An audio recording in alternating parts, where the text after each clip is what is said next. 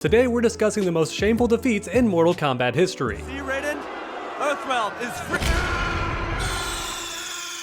Mortal Kombat is known for its gore, violence, and murder, but sometimes the writers go too far, and it becomes downright embarrassing for the fans. Whether it's getting killed by your own fatality, getting killed by your own weapon, or simply dying for no reason at all. Today's video is all about the shameful defeats in Mortal Kombat history, and for some of these, I wouldn't be surprised if you never even heard of them. Because first up, we have Johnny Cage getting killed by Baraka in a trailer. That's right, your boy didn't even die in the movie. He died in the trailer before the film's even out. And that's mad disrespectful for two reasons. Reason number one, Johnny Cage is an OG from the very first game. Show him some respect. You can't just do him dirty like that. I know a lot of people love to hate on the new Mortal Kombat games, but at least they gave Johnny Cage the respect he deserved. Reason number two is Johnny Cage has already been killed off in an embarrassing way, and it happened in Mortal Kombat Annihilation, a movie that is constantly hated and memed on because it's just so darn bad. And one of the many reasons people hate this film is because it killed off Johnny Cage at the very start of the movie, and people loved Johnny Cage, especially fans of the first movie, so you would think that any writer would know better than to kill him off again, but yet here we are. They committed sin number two. And to rub salt on the wound, it's not even real Baraka from Outworld. It's some failed surgeon who did body modification and gave himself blades. Like I said, today's video is all about the shameful defeats, and this one was mad disrespectful to your boy Johnny Cage. Now thankfully this movie got canceled, so there's that. Next up we have Sub-Zero, and that hurts me because Sub-Zero is my favorite character in the entire Mortal Kombat series, and I'm not alone. Sub-Zero is a fan favorite for many players out there, so would you imagine our shock when your boy got killed by his own fatality?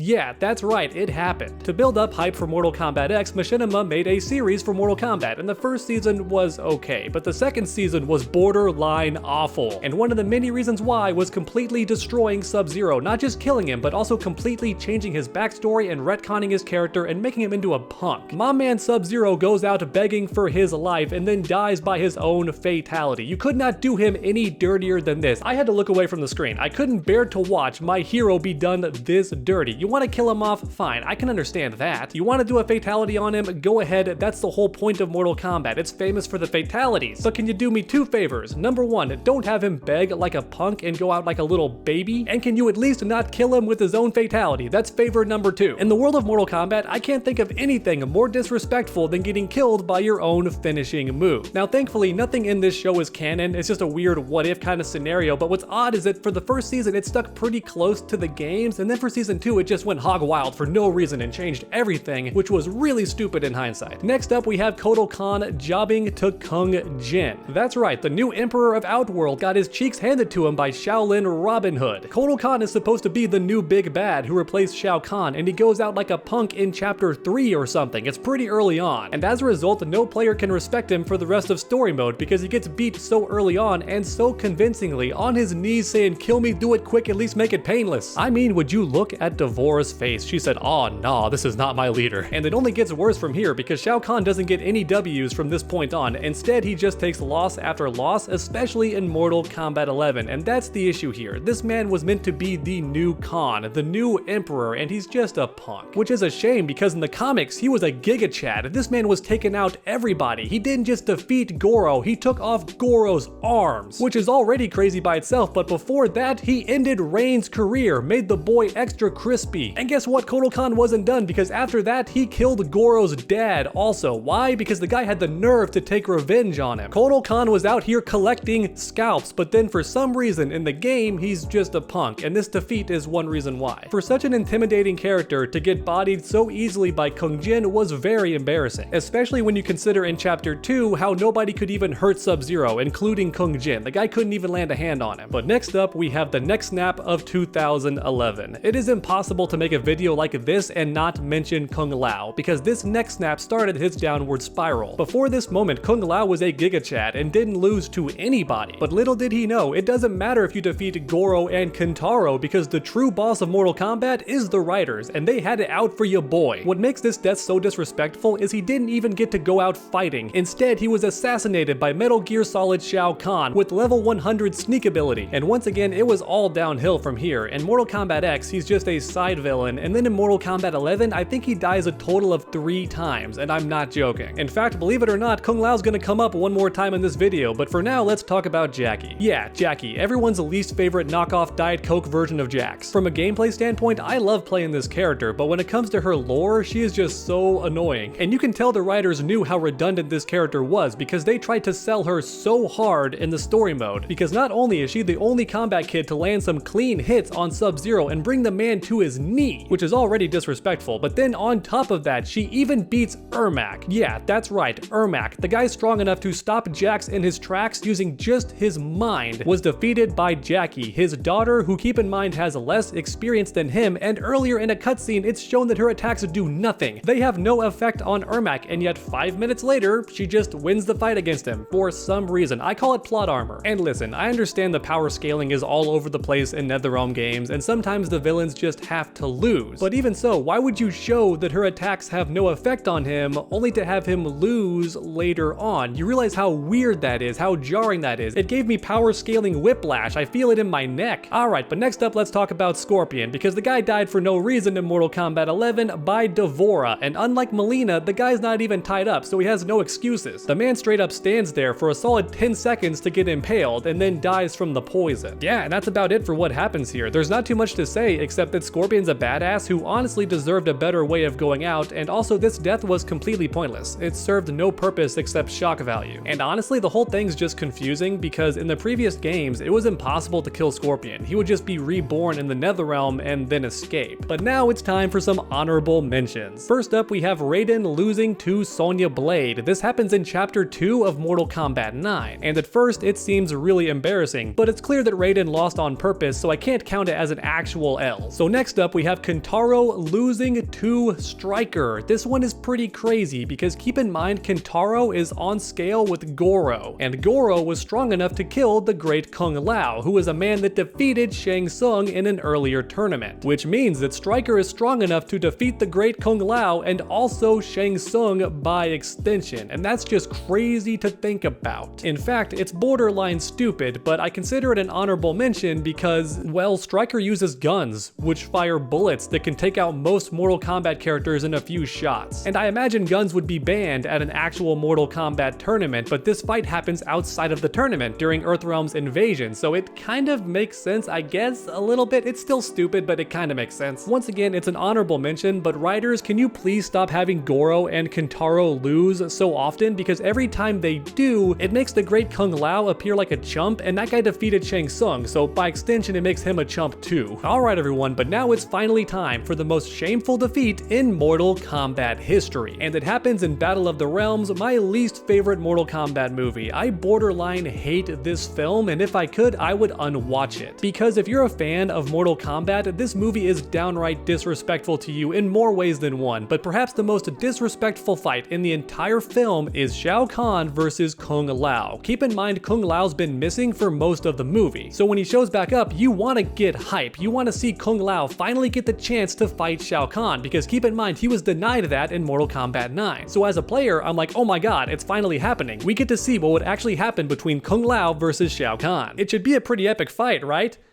No, it's embarrassing. In fact, if you're a Kung Lao fan, I bet that you were about to cry from this fight because of how disrespectful it was. The writers did Kung Lao dirty. He is supposed to be equal to Liu Kang, and just look at these punches, doing absolutely nothing. Shao Kahn doesn't even bother to block because he knows the writers have it out for Kung Lao, so he's not even blocking. He's just flexing his abs and taking every punch. Kung Lao just starts getting slapped around like a wet towel and tossed aside, and then we have the finale, the worst possible way that anybody could go out, killed by his own weapon. That's right, Kung Lao is impaled by his signature weapon. That would be like if Raiden got impaled by his own staff, or if Mileena got stabbed by her own size. It's just mad disrespectful. But the writers weren't done. Oh no, they had to do one little reference, a little throwback to Mortal Kombat 9, the game that already crapped on Kung Lao, but it didn't go far enough. They gotta disrespect Kung Lao even further, and what better way than to do Shao Kahn's infamous fatality. This finisher is brutal, one of the best fatalities in the entire game, but Why Kung Lao?